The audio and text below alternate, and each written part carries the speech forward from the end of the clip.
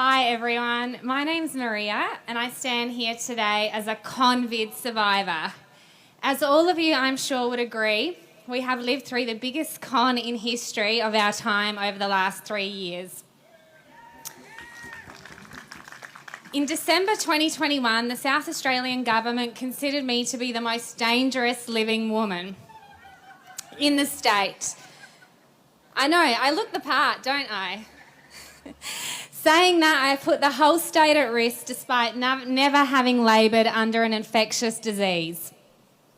And to this day, never had COVID. It was simply because of my refusal to take part in an experimental jab, which we now know to be the biggest scam in history. The biggest human experiment. Just recently, AstraZeneca, as Tricky already mentioned, admitted publicly that they are withdrawing their vaccine from the market because it's causing serious side effects. Just to remind you all, this is the same vaccine that the government told us was safe, effective and free. Now, which of those promises did they meet? None. Now, you're probably thinking, so what happened to this dangerous living woman standing here today? In December 2021, I was a healthy 30-year-old woman who contributed to society, had a career, life aspirations, a partner, and no criminal history. But apparently that was a crime. Because that year I was maliciously stalked by South Australian police, arrested and imprisoned, where I spent 2 weeks in solitary confinement at the women's prison. Fun fact, the day that I was arrested, South Australia reported 0 new cases. It was deadly to be alive, a deadly time to be alive.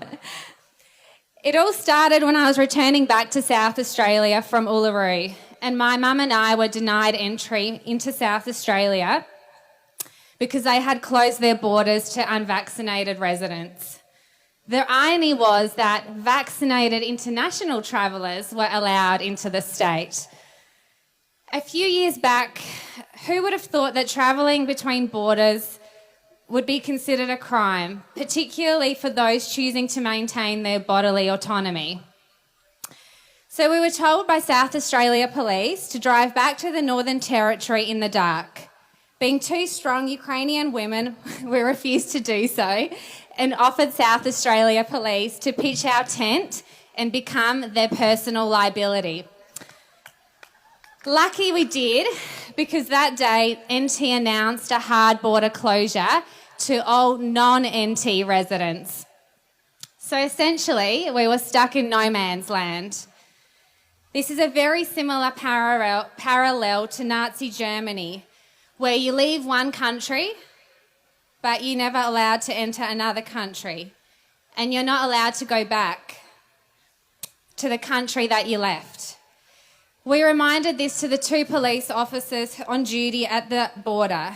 This thought provoked the police and made them feel uncomfortable and alarmed about the fact that Marla checkpoint was soon going to become a refuge to the unvaccinated. So we were finally granted an exemption on compassionate grounds to return back to our own home in South Australia. I'll never forget the neon yellow sign as we entered South Australia saying unvaccinated residents, no entry. Whilst the police vehicles said keeping SA safe. How is sending 2 women back to a different state in pitch black with no accommodation booked safe? How is driving for 15 hours and being told that you must proceed to your home and not allowed to stop anywhere safe?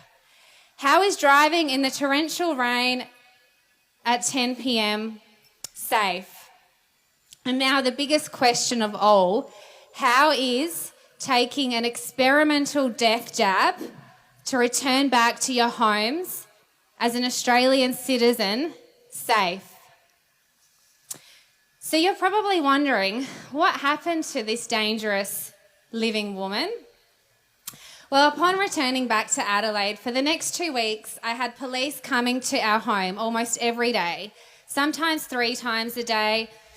We were placed under indefinite home arrest and threatened on a daily basis for not agreeing to consent to any medical experiments. We had SA police jump over our 1.5 metre tall fence, threaten to shoot the dogs, peer through the bedroom windows, knock on all the windows setting the dogs off, endless calls from no caller IDs, SA police visiting my workplace and coercing staff to disclose private information about me. They even went to such great lengths as going to my Christmas party for work and advising the hotel staff to call them if I attended, and leaving call cards with the neighbours in the hope to arrest me. It's hard to believe that all of this happened in this day and age, in that space of 2 weeks. But, as we sadly know, history repeats itself. And boy, did the chilling effects of the pandemic remind us of what we truly stand for, what we value, and what we will not tolerate. On the 5th of December 2021, I was pulled over and arrested. I had 5 male police officers attend a crime scene and surround my car to intimidate and harass me. At this point, I still couldn't understand what crime I had committed. Where is the victim? Who did I harm? Where was the warrant for my arrest? And if there was no warrant, what indictable crime could I assist the police with? By the way, these are all legitimate questions to ask and demand to have answered if you are ever pulled up by the police. It turns out that the crime was committed against me because I was not able to get an answer to any of those questions. And instead, I was sent to the City Watch House, refused bail, denied an interview, and I was listed to appear in court the next day. I was put next to a cell next to murderers, rapists, drug traffickers, and domestic violence abusers. Sadly, I was terribly misrepresented by my lawyer, and following this hearing, I was loaded with charges and sent to the women's prison with an indefinite term. However, being sent to prison without a conviction sounds highly unusual, doesn't it? Well, believe me, it was, especially for an alleged offence for which the highest possible penalty was a $1,000 fine, but somehow that didn't apply to me. I spent the next 2 days in solitary confinement and was denied the opportunity to go outside, see my family and friends who wanted to visit me, encouraged to take sleeping pills and antidepressants, and coerced to take medical experiments if I ever wanted to see the sun again. It's safe to say it's not an experience that I ever wish upon anyone, especially not someone who has a clean record with no criminal history and has been a contributing member to the society. The same day that I was in prison, South Australia's drug trafficker was released on bail, with no sentencing by the same judge who heard my matter. And boy, did the prison officers put on a show for me. As soon as I arrived, hazmat suits came out, goggles, gloves. But this happened after I'd already been exchanged by about a dozen different prison staff and shared a room with another girl. Of course, the virus was so deadly, even those that didn't have it could spread it. And you know what was unlimited in prison? Big pharma drugs and mainstream media television. What a surprise. After having been denied bail 3 times and appealing to the highest court in the state, I was finally released on home detention with an ankle monitor. Because remember, I'm still a dangerous living woman at this point. So dangerous, I had no criminal history. Can you only imagine how unsafe South Australians felt? For the next 1.5 years, I had 20 court hearings, 3 bail amendments, 13 different magistrates, and 2 Supreme Court judges, 12 police witnesses testifying against me, and a 3-day listed trial. It's safe to say that most of 22 was spent in court and the fight for justice began. I knew that the only way that I would win this case was not to be part of the system. So I fired my lawyer, who was not acting in my best interest, and decided to self-represent until the end.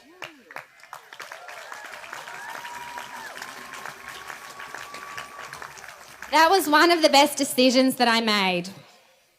One thing that a wise friend once taught me: you must use their system against them. And to this day, there is no facts and evidence that I was ever labouring under an infectious disease, neither from the police or SA Health. Always remember that they have to prove the case against you and not the other way around, even though unfortunately the system doesn't necessarily work that way, but you have to still remind them of that. It was evident that South Australian police and the judiciary colluded with each other to make me a political prisoner. This was a clear abuse of the power by South Australia police. All my charges were fabricated, and it was a case of malicious prosecution, false arrest, and unlawful imprisonment.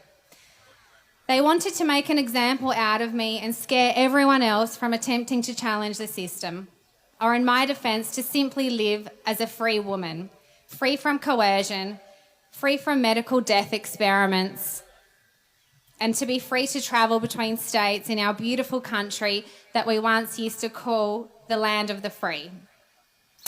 So how did this traumatic reality end for this no longer living free woman at that point in time? Well, on the 15th of March 2023, marked a day of victory for me.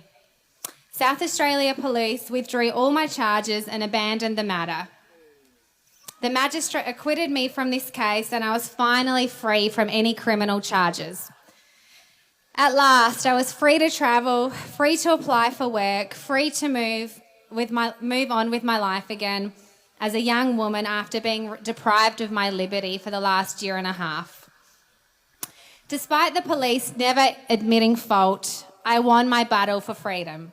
But SA Police only agreed to pay me a measly $550 for all my time spent in court. Although this was a long and difficult journey, one thing I can say is that if you stand by the truth always wins in the end. But at what human cost? This case took a year and a half of my life away. It ended my relationship, alienated my friendships, tarnished my reputation, demoted my career, and broke my family. One thing I can say, that it will not break me.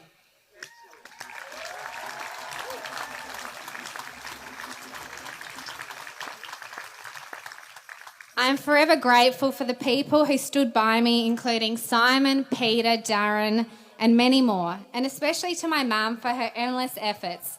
She was also threatened to be arrested by the police when I was in custody. As a mother or a parent, I'm sure you know how that would feel if your children were in the same position.